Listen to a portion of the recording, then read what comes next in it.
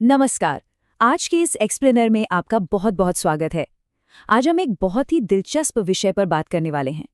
जरा सोचिए, हम अपने रोजमर्रा के जीवन में जिन बुनियादी अधिकारों और सुविधाओं का मजा लेते हैं, क्या वे हमेशा से ऐसे ही थे? हम अक्सर मान लेते हैं कि ये सब तो नॉर्मल है, हमेशा से ऐसा ही होगा। लेकिन सच तो ये है कि हमारी ये रोजमर्रा के अधिकार अपने आप हवा से नहीं टपके हैं। इनके पीछे एक अदृश्य वास्तुकला है, यानी गहरी ऐतिहासिक ताकतों और लंबे संघर्षों का एक पूरा स्ट्रक्चर है। तो चलिए आज इसी इनविजिबल आर्किटेक्चर को डीकोड करते हैं। आगे बढ़ने से पहले फटाफट आज की चर्चा की रूपरेखा पर एक नज़र डाल लेते हैं।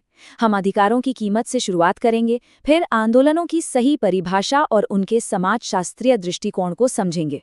इसके बाद हम देखेंगे कि आंदोलन कितने प्रकार के होते हैं, पुराने और नए आंदोलनों में क्या फ़र्क है, और आखिर में बात करेंगे हमारी आधुनिक पारिस्थितिकी यानी इकोलॉजी की रक्षा पर। तो चलिए अपने पहले भाग से शुरू करते हैं, अधिकारों की कीमत। यहाँ हम उस छिपे हुए इतिहास को उजागर करेंगे जो बताता है कि हमारी आज की सामाजिक सुविधाएं कोई खैरात नहीं बल्कि कड़े संघर्षों का नतीजा हैं।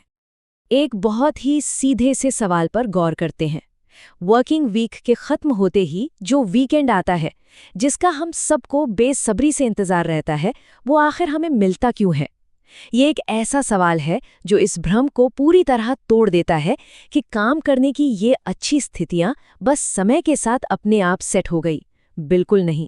मजेदार बात यह है कि जिन अधिकारों को आज हम अपना जन्मसिद्ध अधिकार मानते हैं, वे वास्तव में मजदूरों और आम नागरिकों के लंबे, थका देने वाले संघर्षों का परिणाम है।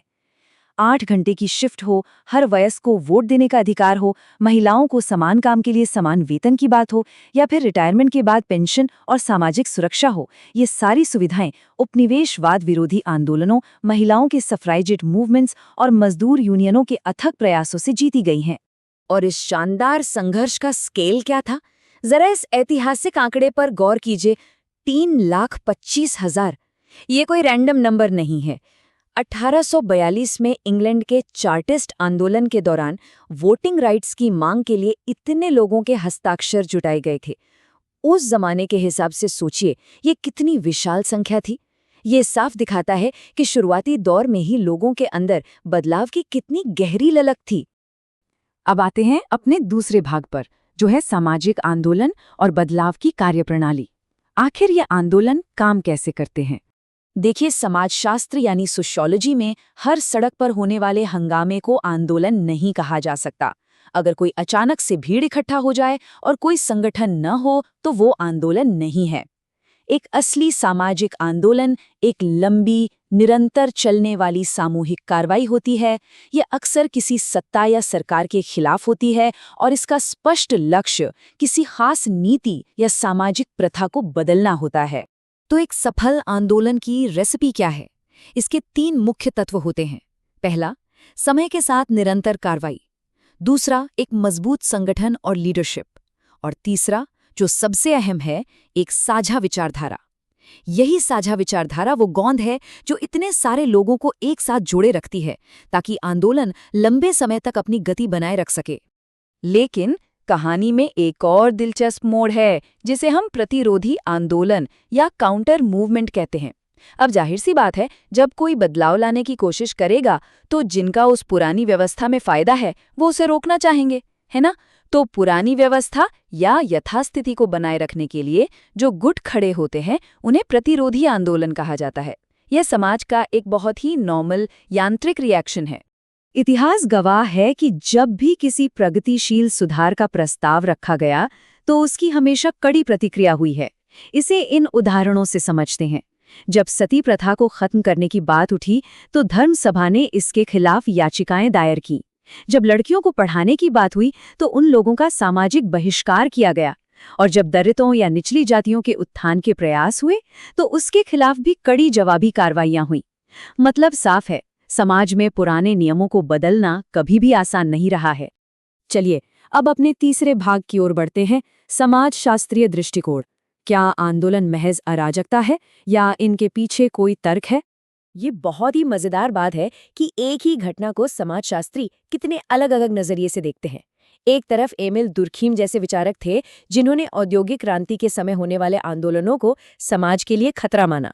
उन्हें लगा कि ये सब विनाशकारी है और समाज टूट जाएगा।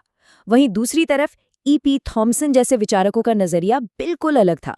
उन्होंने कहा कि भाई, विरोध कर रही भीड़ पागल नहीं है। उनका ये विरोध वंचित लोगों के गुस्से को व्यक्त करने का एक पूरी तरह से तर्कसंगत और वैलिड तरीका है, जिसे उन्होंने नैतिक अर्थव्यवस्था का नाम दिया। अब आते हैं चौथे भाग पर। समाजशास्त्री इन आंदोलनों को उनके काम करने के तरीके और लक्ष्यों के आधार पर कैसे बांटते हैं, आइए देखते हैं। मुख्य रूप से 3 श्रेणियां होती हैं। पहला है प्रतिमानात्मक या रिडेम्पटिव आंदोलन। इनका लक्ष्य सिस्टम से ज्यादा लोगों के अंदर व्यक्तिगत बदलाव लाना होता है, जैसे नारायण गुरु का एजावा आंदोलन। दूसरा है सुधारावादी आंदोलन। ये रातों रात क्रांति नहीं चाहते, बल्कि सिस्टम के अंदर रहकर धीरे धीरे प्रगतिशील बदलाव चाहते हैं, जैसे RTI यानी सूचना का अधिकार अभियान। और तीसरा है क्रांतिकारी आंदोलन, जो मौजूदा व्यवस्था को जड़ से उखाड़ फेंकना चाहते हैं, जैसे रूस की बोल्शेविक क्रांति। बस ये ध्यान रखिएगा कि एक ही आंदोलन समय के साथ अपनी कैटेगरी बदल भी सकता है। हमारा 5वां भाग है पुराने बनाम नए आंदोलन। समय के साथ जैसे समाज बदला, वैसे ही विरोध के तरीके और मुद्दे भी बदल गए। पुराने जमाने के आंदोलन ज्यादातर वर्ग आधारित होते थे, यानी मजदूर वर्ग का आंदोलन या किसानों का आंदोलन। ये सीधे सरकार के खिलाफ होते थे और अक्सर पॉलिटिकल पार्टियां इन्हें लीड करती थी। लेकिन नए आंदोलन काफी अलग हैं। ये सिर्फ रोटी कपड़े की बात नहीं करते, बल्कि जीवन की गुणवत्ता की बात करते हैं। ये पहचान, संस्कृति और पर्यावरण जैसे मुद्दों पर लड़े जाते हैं। इनमें अमीर गरीब सब शामिल होते हैं और अक्सर इनका नेतृत्व NGOs करते हैं। 1930 के उस ऐतिहासिक पल को याद कीजिए जब महात्मा गांधी ने नमक कानून तोड़ा था। ये इस बात का क्लासिक उदाहरण है कि एक महान नेता कैसे आम रोजमर्रा के प्रतीकों का इस्तेमाल करके जनमत तैयार करता है।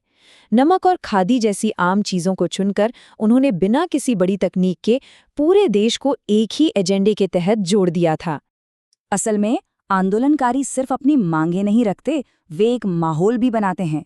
सार्वजनिक बैठकें, कैंडल मार्च, नुक्कड़ नाटक या कविताएं, ये सब महज विरोध जताने के तरीके नहीं हैं। ये जनता के बीच आम सहमति बनाने, अपनी बात दूसरों तक पहुंचाने और बड़े पैमाने पर समर्थन जुटाने के बहुत ही पावरफुल टूल्स हैं। और अब हम पहुंच गए हैं अपने छठे और अंतिम भाग पर, हमारी पारिस्थितिकी की रक्षा। आइए इन नए आंदोलनों को आज के सबसे अहम मुद्दे से जोड़ते हैं। आज का विकास मॉडल अपने साथ कई जटिल चुनौतियां लेकर आया है। जब जंगलों, नदियों और खनिजों का अंधाधुंध दोहन होता है, तो बड़े बांधों या फैक्ट्रियों के बनने से स्थानीय लोगों को अपने ही घर से विस्थापित होना पड़ता है।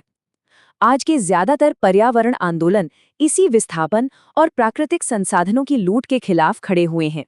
इस संघर्ष का सबसे बेहतरीन उदाहरण है चिपको आंदोलन। ये कोई किताबी पर्यावरण आंदोलन नहीं था, बल्कि ये लोगों के अपने अस्तित्व को बचाने की लड़ाई थी। स्थानीय महिलाओं ने ठेकेदारों से अपने जंगलों को बचाने के लिए सीधे पेड़ों को गले लगा लिया। उन महिलाओं के लिए वो सिर्फ पेड़ नहीं थे, वो उनकी रोजी रोटी और जिंदगी का सवाल था। आज अगर हम देखें तो ये नजरिया और भी व्यापक हो गया है। पर्यावरण संरक्षण के आंदोलन अब सिर्फ सड़कों पर विरोध करने तक सीमित नहीं है। अब समाज की जागरूकता सीधे तौर पर नमामि गंगे या स्वच्छ भारत जैसी बड़ी राष्ट्रीय नीतियों के साथ मिलकर काम कर रही है। मतलब अब आंदोलन और राज्य दोनों मिलकर पारिस्थितिक संतुलन को वापस लाने की दिशा में काम कर रहे हैं। तो इसी के साथ हमारा आज का ये एक्सप्लेनर खत्म होता है। लेकिन जाने से पहले मैं आपके लिए एक सोचने वाला सवाल छोड़ना चाहती हूँ। आज जो सामाजिक बदलाव या पर्यावरण की लड़ाइयाँ हम अपने आसपास देख रहे हैं, वे कल के कौन से नए रोजमर्रा के अधिकार तय करेंगी। हमने देखा कि कल के आंदोलनों ने हमें आज के अधिकार दिए, तो आज के आंदोलन कल क्या रचेंगे? एक बार इस समाजशास्त्रीय नजरिए से दुनिया को देखकर सोचिएगा, आपको यकीनन एक नया परिप्रेक्ष्य मिलेगा। हमारे साथ इस विश्लेषण में शामिल होने के लिए आपका बहुत बहुत धन्यवाद।